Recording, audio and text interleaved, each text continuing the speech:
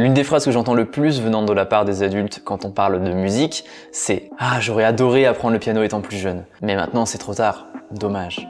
Qu'on soit bien clair, vous pouvez commencer le piano à 2 ans ou 100 ans, il n'y a pas de règle universelle là-dessus. Cela dit, si vous êtes adulte et que vous êtes mis récemment au piano, bravo à vous, il y a quelques spécificités que vous aurez dans votre apprentissage par rapport à un enfant. Dans cette vidéo, je vais donc vous donner 6 conseils qui vous permettront de mieux aborder votre apprentissage du piano si vous êtes adulte. C'est parti! Premier conseil, ne vous jugez pas par rapport aux autres. Quand on est adulte, on est souvent quelqu'un d'accompli. Vous avez eu un job dans lequel vous avez de l'expérience et vous avez un niveau d'exigence élevé envers vous-même par rapport à un enfant qui découvre la vie. Donc forcément, c'est très dur de descendre du niveau 100 au niveau 0 et de commencer une nouvelle discipline. Ça peut être une très grande leçon d'humilité. Il y aura des moments où vous vous sentirez nul, mais tout le monde passe par là à un moment ou un autre, c'est normal. Ne soyez pas trop dur avec vous-même et ne vous jugez pas par rapport aux autres. Jugez-vous uniquement par rapport à ce que vous étiez capable de faire quelques semaines ou quelques mois plus tôt. Le seul point de comparaison objectif, c'est de vous comparer avec votre vous-même du passé. Si vous êtes capable de jouer un morceau que vous n'arriviez pas à jouer il y a un mois, eh bien c'est une victoire. 2. Ne soyez pas pressé. Forcément, si vous commencez le piano adulte, vous avez passé des dizaines d'années à écouter des musiques magnifiques et c'est frustrant de commencer de zéro avec ça.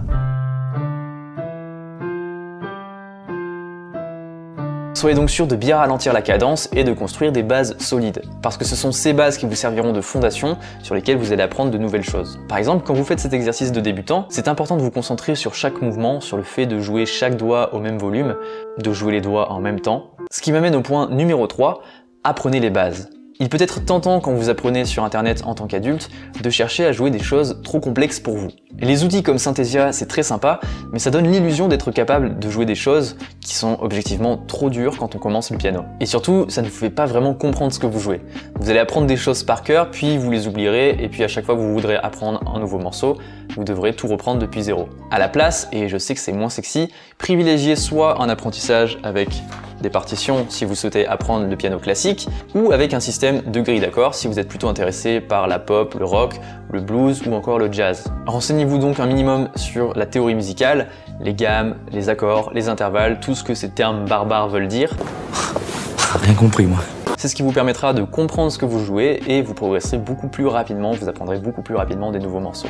4. Tenez-vous à une pratique journalière. Si vous pouvez jouer 10 minutes par jour, ce sera plus bénéfique que de jouer 70 minutes un seul jour de la semaine. Le cerveau a besoin de temps pour internaliser une session de travail et le sommeil va vous permettre de consolider ce que vous avez appris.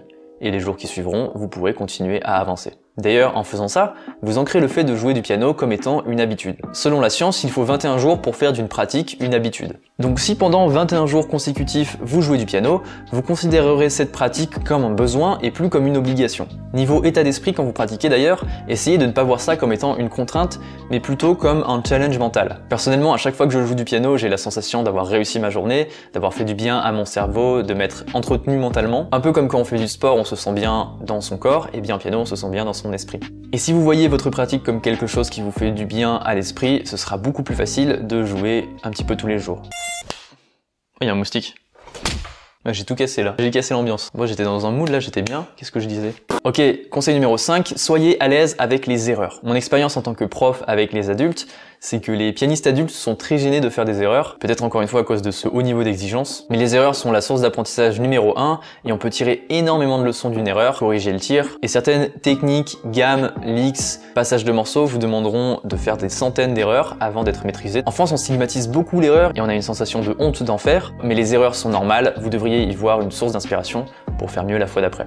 Finalement, la meilleure manière d'apprendre le piano en tant qu'adulte, c'est de commencer maintenant. Il y a des tas d'adultes qui se demandent pendant des années si vraiment ça n'est pas trop tard, et au final ils laissent des années passer pendant lesquelles ils auraient pu déjà faire des progrès formidables. Les gens souvent disent qu'ils aient 30 ans, 40, 50, 60, 70, peu importe. Waouh, mais si j'avais commencé il y a 10 ans, mais j'aurais un niveau de fou. Bah ouais, mais si vous dites ça quand vous avez 40 ans, en disant bah tiens, si j'avais commencé à 30 ans, j'aurais un super niveau, sauf que bah si vous ne faites rien, dans 10 ans vous vous direz ah mais j'aurais adoré commencer à 40 ans, j'aurais un niveau de fou maintenant. Il y a un proverbe chinois qui colle parfaitement à cette situation. Le meilleur moment pour planter un arbre, c'était il y a 20 ans. Le deuxième meilleur moment est maintenant. Ne passez pas à côté de cette expérience formidable de s'évader, de créer, d'exprimer des émotions. Ne passez pas à côté si c'est votre rêve. J'ai l'impression que c'est le genre de choses que les gens regrettent de ne pas avoir fait à la fin d'une vie. Donc si c'est votre rêve, ne laissez pas passer cette occasion, ce serait vraiment trop dommage. J'espère que cette vidéo vous aura plu. Vous l'avez compris, si vous êtes adulte, le maître mot c'est lancez-vous, peu importe votre âge. Puis en plus, vous n'avez probablement pas envie d'être le meilleur pianiste du monde, mais simplement d'un terrain d'expression pour vous, pour partager avec vos amis. Et ça, c'est totalement accessible, peu importe votre âge. Si vous souhaitez commencer le piano en tant qu'adulte, vous pouvez rejoindre ma toute nouvelle formation dans laquelle je vous donne toute une séance complète que vous pouvez faire et refaire en totale autonomie. C'est totalement gratuit et ça vous permettra déjà d'avoir de bonnes bases en piano. Si ça vous intéresse, c'est le premier lien qui se trouve en description de la vidéo. Merci d'avoir suivi la vidéo. Si vous avez un partage d'expérience, peut-être l'âge auquel vous avez commencé le piano, n'hésitez pas à le partager en commentaire, ça inspirera peut-être d'autres personnes à se lancer. Sur ce, encore merci de votre fidélité et à la prochaine.